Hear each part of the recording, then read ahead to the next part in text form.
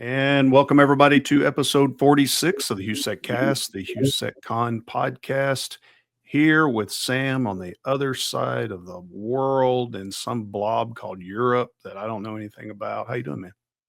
I'm good. I'm just thankful that you didn't call Switzerland Sweden this time. So I thank would you. never do that ever. Oh, no, never. No, never. I do know the difference, everybody. I just like to mess with Sam. It's two countries that start with SW. How different can they be? Come on. Uh-huh. Yep.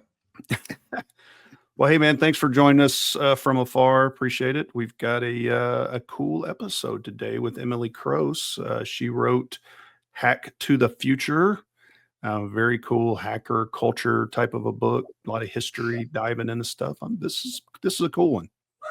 It is very cool and excited to see her. It's been a while. I used to work with her, and it's awesome to have her come down and join us this year. It's gonna be great.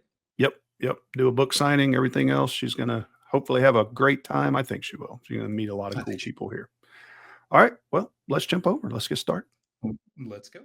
Sam, we've got Emily with us today. Emily Crose. How you doing, Emily? I'm doing great. How are you two? I think we're all right. Sam's probably doing really good at this recording, right, Sam? Well, yeah, I happen to be in a different country, and I'm not struggling with the same allergies that you are today. So that's a good thing. Yeah. Yeah. So workcation is what they call it, right? So doing some work in a different country. All good.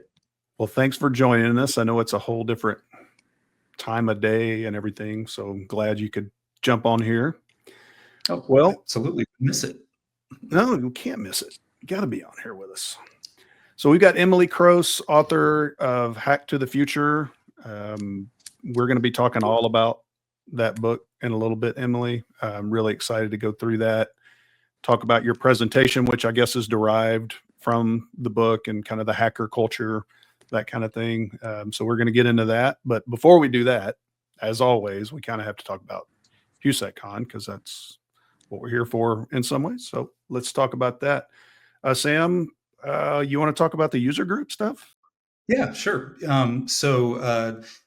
We've got the next one coming up on July 31st. So be sure to register for it so we know how much food, et cetera, that we can, because there is food and a happy hour afterwards. So you'll want to show up for that. Graciously sponsored by Security Scorecard. So very thanks to Security Scorecard for sponsoring this time. And Leonard Koopman, founder at Enzyme, is going to be presenting this time. We also need a November sponsor. So if anybody out there, you are in the security community and you'd like to support the user group, and meet some folks and do some good things, and we'd love to hear from you. So, please, let us know and we'll get you connected with all the information on that. Yep. It's a good group, 50, 60 people every time. Great discussion, great group of people to know. You're supporting the community. So we'd love to have you out. So next update, CybersecMedia. So if you're still not aware, we launched a media brand, CybersecMedia, cyber without the E, because we're cool like that. Still going to get that on a t-shirt, waiting for Lauren to get that printed out for me. We are still giving away prizes. So our last drawing is August 8th, and that you get 2 potential prizes. If you sign up for the newsletter, you get a chance to get a signed copy of AI's Best Friend by R-Snake, Robert Hansen. And then you get a free HOU.SEC.CON ticket or chance to win if you follow CybersecMedia on any of our media accounts like X, LinkedIn, Instagram, Facebook, any of that stuff. So please go out there and sign up for that. We got a lot of great content that's getting put on there, even more with some bloggers coming on board here pretty soon. And if you want to potentially contribute as a creator or a sponsor, you can go to cybersecmedia.com. Again, cyber without the E, and you can learn how to potentially be one of our contributors or be a sponsor out there as well. And that's the update there. And then HOU.SEC.CON, Sam, what's going on there? Yeah. So ticket sales, right? The ticket sales are up, but they go up on price again September 1st. So get your tickets, don't wait, or give us more money on September 1st. That's fine too, right? So this conference is a very expensive thing to run, and we're great. And we have a lot of great sponsors that really support the whole conference in general, but those ticket prices help offset things too. So be sure to get your ticket in, buy that ticket. and the agenda's out. So if you haven't decided because you don't know who's speaking, well, first of all, we got Emily here, and we're going to talk to her. So we have a lot of other great speakers that are going to be here. That CFP was amazing and really, really hard to go through. There were just so many good talks, and so we're really excited about this year and all the content. 10 tracks, another 10 tracks again, right? 100 speakers approximately, somewhere in that realm. So a lot of content will be there. Yeah, I think submissions went up by about 20%. So it made it even more difficult. We added more people to the committee to review all of those. So it was a lot of work. And we sat down in Sam's offices in Houston as a day job and worked through it for like 4 or 5 hours. That took a while, but that agenda is ready. So go. And we got a lot of great people coming out because it's 15th anniversary. So people who were at the very first one, like Jeremiah Grossman, HOU.SEC.CON, other folks are coming out who spoke at the very first one way back in 2010. All right. Well, we're going to break from our norm because we're combining some stuff this time. So we're going to go ahead and do a commercial break now, or just a break. And then we're going to come back and talk to Emily all about her personal history, what got her into this crazy world, and then talk about her book and her talk. So we'll see you on the other side of the break. And hello, everybody. Michael Farnham here, co-founder and president of HOU.SEC.CON. So if you listen to the podcast or watch the podcast, actually, you'll see that there is a new logo up here. So this is the new site that we're launching, cybersecmedia.com, cyber without the E because we want to be all cool like that. So go out to cybersecmedia.com, see what we've got out there. Really excited about this. So this site is going to be, first of all, about rolling up all of the presentations that we've done over the last 15 years. Anything that we've recorded is going to be up there. If you know you've gone out and seen that, we don't charge for that kind of stuff. We want to have that stuff out there for free for the community. So that's going to have all the roll up over the last 15 years of anything that we've recorded in presentations is going to be out there on cybersecmedia.com. Second of all, we are going to have all of the podcasts that Sam and I do every 2 weeks, any special videos, those kind of things. That'll all be there as well. And then third, what I'm really, really excited about, because we're kind of extending past just the conference, is we're going to have articles and blog posts from various people in the industry, influencers, practitioners, anybody in the industry. We're going to have them do some blog posts, some articles. Those will all be on the latest trends. This is not going to be a news site about the latest ransomware or the latest hack that's happening. This is all about providing value to you to help you build your cybersecurity program. So really excited to go out there and put this together for you, for our community, provide that value. If you go sign up for our newsletter, again, that's free newsletter, you will be entered into a drawing to win one of 10 of Robert Hanson's, a signed copy of Robert Hanson / R-Snake. You should know who R-Snake is.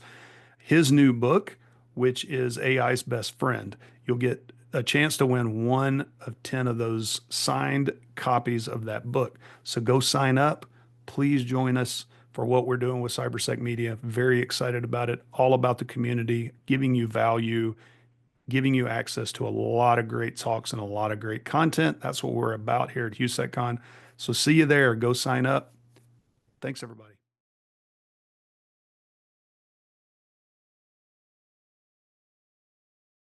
And we are back. Emily, I hope you're ready to talk about you, because that's what we're going to do. Yeah, never quite be perfectly ready, but I am ready to have a discussion. Yes. This world that we live in tends to lean towards the introverts, and people are like, I don't know if I want to talk about me, but if you're on a podcast, sorry, you have to. That's why I'm here.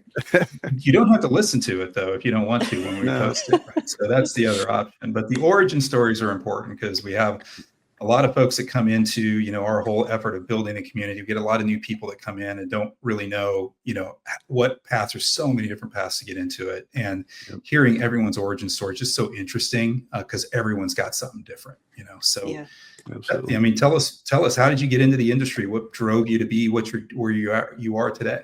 Yeah. Well, when I was in high school, like many other kids, trying to figure out what I wanted to do when I grow up, was kind of a just after the 2000s is about the time frame we're talking about here, right around 2000, 2003 time frame. A lot of very interesting things were happening in the security community at that time, and I started taking interest in some of the newer things that were coming out. The back orifice BO2K type of tools, and just the internals of how operating systems like Windows XP worked was interesting to me. It gave me an opportunity to kind of like discover things about a piece of technology that I had in my house. Like many generations before me, it was a place where I could explore with some degree of safety in my own home, and yeah, and meet other people, which was also a big draw for me personally. We had a lot of other folks at my high school that were also interested in computers to the same degree. So I've been actually pleased to see some of them made it into the community themselves since school. But then after going to college, I had to make a decision about whether I was going to teach history or if I was going to be a security practitioner. And so this book is kind of a confluence of both of those interests, which has been a joy for me personally. Yeah, that's what I noticed about it immediately was it had that history vibe, like let's because I tend to do that when I do presentations, and I don't know what it is about our field, but we love a lot of people in this field love history, and teaching people, to Sam's point earlier, teaching people about what has come before them to give them ideas of which direction they can go and to see different paths. Some people tend to some I've seen some people go, you don't need to tell me all this stuff. I already know that. I'm like, then this is not for you. This is not the presentation for you. You're looking for something else, but I need people to see what's happened in the past. I love that about how you've brought that together. Uh, for I think for people, I think Sam and I are a little bit older than you, but for us, it was like the war games, bringing in war games. And that was, Arsenic mentioned that in the last one, was war games was what got him kind of interested in it. And one of the things you talk about, I mean, this may go a little bit quicker than we're thinking, but I mean, we can just go ahead and move into the book stuff since you mentioned it as a segue. But one of the things you mentioned was like the 86 legislation that Reagan introduced, and that directly came from like, whoa, can that actually happen? I always thought that was interesting, and how you bring up the hacker history of and some of that legislation. Can you get into that, of why you think that was so important? I always see that as almost like a pivot point. Even though I was in high school then, I wasn't thinking about I was thinking about computers, but not on a regular basis like that. So Yeah, it's an interesting question because that time frame, and really, I mean, throughout the 80s and 90s, very similar, like a lot of interest, especially from younger people, was driven by media. So, yeah, war games, very common starting point for a lot of people. But then again, in the 90s, the movie Hackers, also as cheesy as it is, and as much as we all love it for camp, was also one of those, big turning points for getting more people interested from as a starting point. Like, not everybody got into this field because they were getting their hands dirty with computers or technology originally. A lot of people took interest because, like, they saw a cool movie where somebody was doing something hackery in it, and that made them take interest. So, and there's no shame in that. It's just an entry point. So that war games doesn't surprise me as a starting point for you and others. And it should be no surprise to us that, like, even people in the government were highly impacted by the portrayal of hacking in the way that war games, had a very big impact on the way that lawmaking was done in the 1980s. You mentioned the Computer Fraud and Abuse Act as of an outcome of Reagan watching war games. Certainly had components of that, like a lot of folks didn't even really realize that this was a problem until war games. But funny enough, like the timeline of war games and the release of war games and the break-in at Los Alamos National Laboratory, very like within months, you saw like the fiction and the fact side of how important computers were becoming to the maintenance of a government. Like those two things collide in that moment. And one of the outcomes, of course, is that we get actual legislation around that. So, yeah, it's funny the way that history works sometimes and how it draws people in. So for me, I mean, I like the way it was written. Like I like the stories, right? I read I read a lot of also like technical books and things, and it's nice to have something that's a little bit take a step back and get out of the weeds. And I like the way you approach the writing of it, and it's just an easy to digest. You know, it's an easy digest book, right? And it gives gives enough history and information to make to be engaged. I guess my thing, and so I guess my thing there is, as you what drove you though to write the book? Like what gave you the idea to say, "Hey, I got to write this thing," and put all that effort into it? Yeah, I'm glad you asked because actually, I should for full transparency, Sam and I worked together for a period of time, and when I was working at Dragos, I started a project with a friend and colleague of mine who we were interested in Freedom of Information Act requests, FOIA requests, and so we started a little project to see if we could get as many documents from the government about these, hacks and hackers from over the years. Because, in part, this is driven by a lot of these older generations are getting older, and unfortunately, some of them are starting to die off and age out. So, capturing this piece of history is important for people who are a part of it now, but also who want to document something. And I don't consider myself, and I'm definitely not like a qualified historian. I don't sell myself in that way, but um, being familiar with my own interaction in this history made me take interest in kind of like how we got to where we are and like where what that might mean for our future. So writing this book was an outcome of doing those Freedom of Information Act requests and seeing the detail develop over time and seeing the government take more interest and treat the topic of computer security with more seriousness over the decades. And it is to see how that sort of flows from decade to decade. With all the requests, how did that end up working out? Yeah. It's very hit or miss. Anybody who's done Freedom of Information Act requests knows that this is can be like a very long-winded and sometimes sad game to play because ultimately you may or may not get anything from a request that took you 5 years to develop, right? Like I still have requests in Mm. that I haven't heard anything back. I've also waited for years to get information back, only for them to say, um,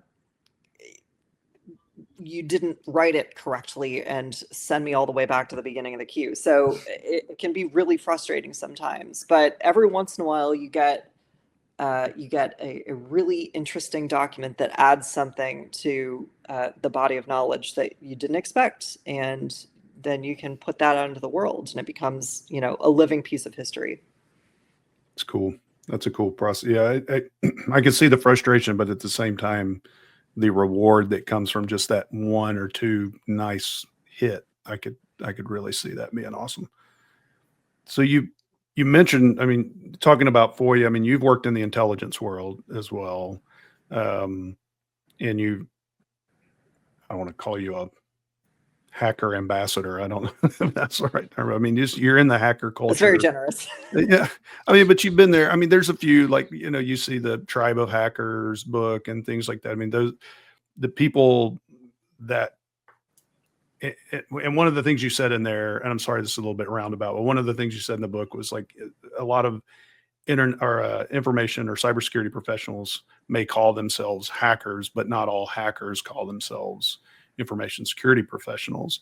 I think it's almost a thing in information security or cybersecurity culture to be very careful if you call yourself a hacker, because you can be looked at very quickly as a poser. Like, you're not really doing anything that's hackery, right? I mean, you talk about having to know the difference of a term between IDS and IPS, which absolutely makes a ton of difference in which one you're using and put in your environment. But somebody who's putting that in, I think a lot of people in the hacker culture would be very, look at them kind of askance and go, "You're not a hacker. You're a security professional." But because you've been in this a while and been in that hacker culture, how how do you personally define the term as to how you would apply that to somebody? I know you kind of went through that in the book, but I'm trying to get a kind of a synopsis out of it, if that makes sense. Yeah, I take a very broad approach to using that term. And you probably read that in the book that I kind of, it's clear that I struggled with what term to use because and I try to, in the intro to the book, I try to kind of like flesh out what that means. But the broad like application of the term hacker is inclusive of people who are doing almost anything technical, right? Like, um, I think even people who are doing like system administrative work are dabbling in this to some extent because you have to figure out how to make a thing work. And like whatever technology you're using isn't always set up to work in a streamlined, seamless way. So you do kind of have to hack things together to make just even like a legitimate system work. So um, I do think the way that I have applied it is a broader term than most people tend to. But I also think that that's okay, especially when we look at it from a cultural standpoint, because again, I don't claim to be an anthropologist. These are all just my thoughts, untested. I tend to think of culture as being a thing that joins different through lines, including like how people communicate and aspects of a certain society, how they like the things that they find funny and what they do with their time. Like all of these things are shared between people who do like whether you're using the broad application of the term hacker or if you're talking about people who are like legitimately black hats, making money doing ransomware or whatever. I think there is a certain amount of shared culture between those groups. Yeah. Do you get pushback from anybody like who's somebody more on that other side, even not necessarily black hat, but people who would, because we had this question at the user group last month, and it was about how information security culture and hacker culture don't work well together. And it was an interesting take. The person that mentioned it happened to not be able to show up. So it kind of died a little bit on the vine on the Yeah. discussion, but I thought it was an interesting question. Yeah, I think it's kind of funny to look at those interactions from like I don't consider myself to be the kind of person who looks down on anybody for the work Yeah. that they do. I think that we're all kind of like whether you are whether you've been a gray hat for many years or if you are a white hat and you consider yourself strictly white hat, we're all doing the same thing. Like Yeah. all of this for the most part is you have to be comfortable, I think, with insecurity dealing with a certain amount of legal gray area. Like there just Mhm. aspect has always existed here. The law is never going to keep up with the amount of technology and development of technology. So to live and work professionally as if every decision can be cast in like a purely legal or purely illegal way, I think is kind of a naive way of looking at the history Yeah. of security. Now, I don't like advocate for people doing illegal things, obviously, but I just don't. I try not to get involved in those discussions because That's probably a good idea. It's like, I don't want to go down that road. But it does kind of remind me of our discussion with our snake.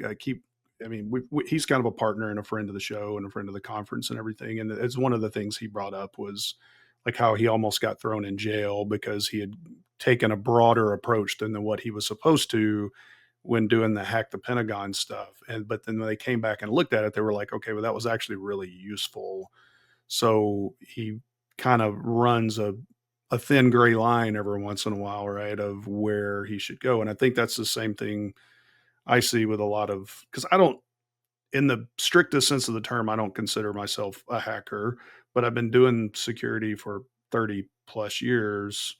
And you're right. I mean, I've come up with ways of doing stuff with scripting. And, I was messing with my friends in middle school on basic programming, making it look like I'd hacked into a Russian computer, or something like that. I mean, those are things in a broad sense of the word that people could consider that, but it it's not me trying to get a gotcha or anything, Emily. It's just always interested in me to how people can gatekeep that term sometimes a little bit, and it just seems like an interesting kind of a discussion. So Of the different of the different disciplines within, right? So, you can go down a whole nother path. But I mean, for me on this whole topic, the good thing is that society's gotten better at understanding what these terms mean, right? So my mom understands what a hacker is in the good sense, right? But she also knows there are bad ones. And so, if my mom knows that, then that's a really good development, right? So, but yeah, I mean, I think that's the other piece is we've gotten better than from the 80s or 90s of to where it was solely looked on as an evil thing, right? Just because that was the blanket statement. Yeah.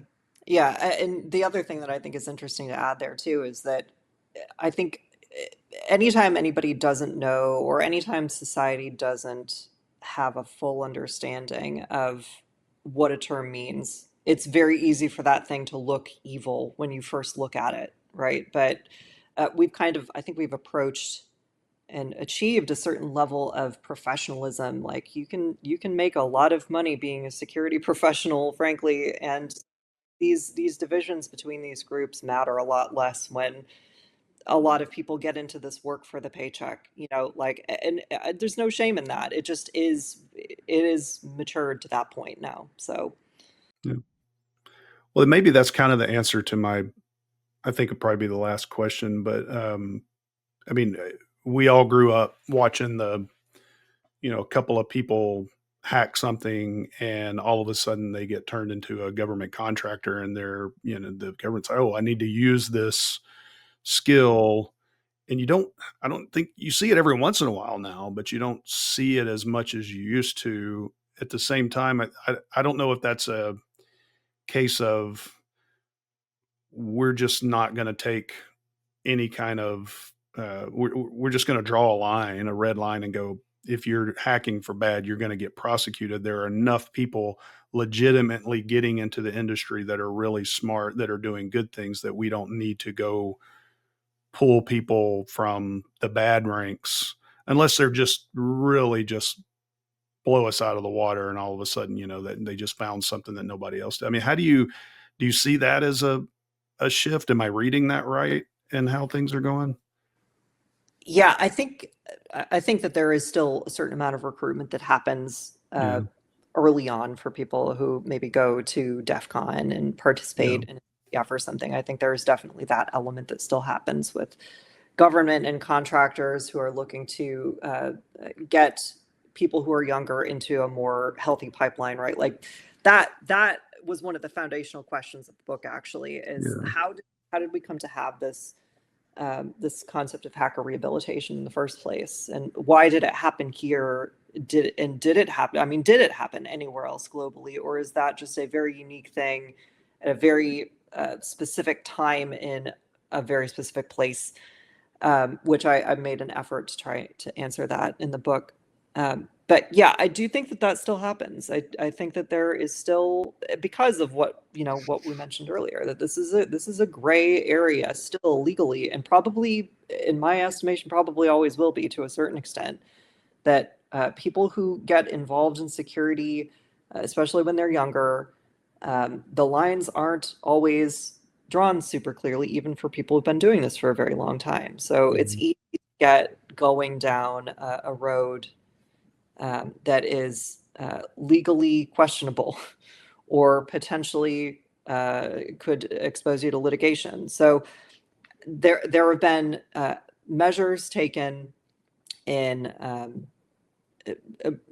making it more legitimate for a hacker, a younger hacker, to go from messing around with something to making money doing bug bounties, for example. Mhm. The legitimate pathway to learn and grow, which I think is great. And I sincerely hope, just as a side note, that AI doesn't completely remove that pathway, although it looks like that may be happening. But Yeah. there's been a lot of effort put toward getting younger hackers off of a bad path, and I think that continues today, and I hope it continues into the future. Yeah.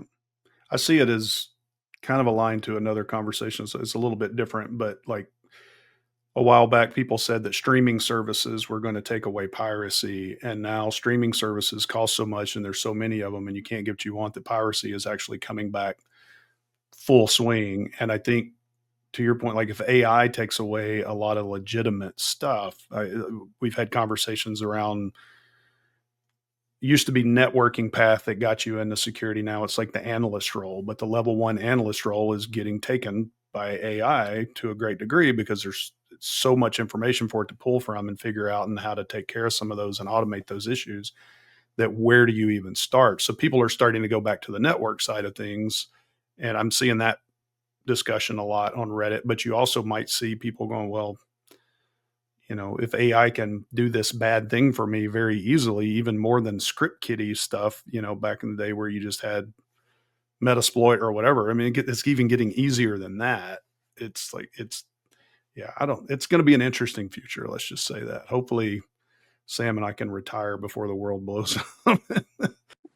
Well, I think it's an interesting conversation because as funny as it is to note how cultures in the 1990s were, very freewheeling, even in the early 2000s, very free spirited culture, and now we have this like very buttoned down, like suit and tie type of approach to cybersecurity professionalism.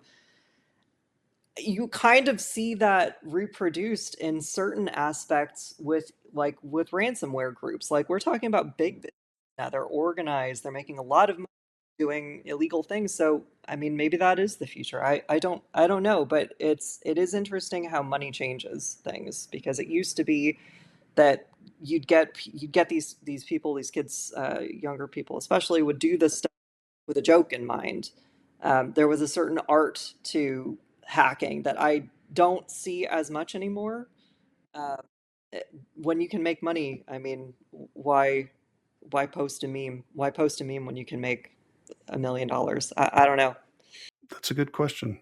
Idealism is get, anybody can get corrupted. It's a weird conversation because it's like you're corrupted to do bad things, even though you were kind of doing bad things before. Now you're doing worse things. So yeah, I don't know. The moral lines have grayed and blurred considerably. It's really interesting. Oh yeah, gotta post memes, animated gifs. Well, Emily, thank you so much for being on here. We're really looking forward to you coming out to the conference and signing your book. I think you're going to get a long line with this book signing. They're always really popular, but this is just a really cool topic, and there's a lot of people that love the hacker culture, and we got to. People don't realize how big of a hacker culture and hacker community we have in Houston. It's pretty massive, actually. Some of the original DEF CON folks are from here and help us now with the conference and stuff. So it's a great culture down here. So come down here and meet some cool people. Yeah. Sam, any parting thoughts? No, looking forward to seeing Emily in person again. It's been a while. Like you said, we worked together in a previous several years ago. I won't say many years ago because I'm old, and that would make you sound like you're really old, Emily, but you're not. So anyway, looking forward to seeing you in person. And yeah, for everybody else listening, don't forget to get your ticket before the ticket price goes up. Last plug. Again, we joke, but like the day that it went up the first time, we had, I don't know, like 300 tickets get sold in one day or something. It's just to crazy. the day before. Yeah, exactly. Go get your ticket. Emily, you don't have to get a ticket because we're No, gonna. you're set. You're a speaker. Yeah, you Oh, and you won't should see make the me speaker choose gifts this between year. They're really posting the cool. meme and making money. That's good. I appreciate that. And the speaker gifts this year are really cool too. So Ooh, we're can't excited wait. about those too. Yeah, we just got a preview before we started recording. We're very excited. So, Awesome. all right. Well, thank you again, Emily. Thanks, Sam. And we will be back for episode, what was it, 47. Good gracious alive. We're getting up there. This podcast is almost as old as I am. It's getting close. So, all right, everybody. Well, thanks for joining us. We will see you on episode 47 very soon.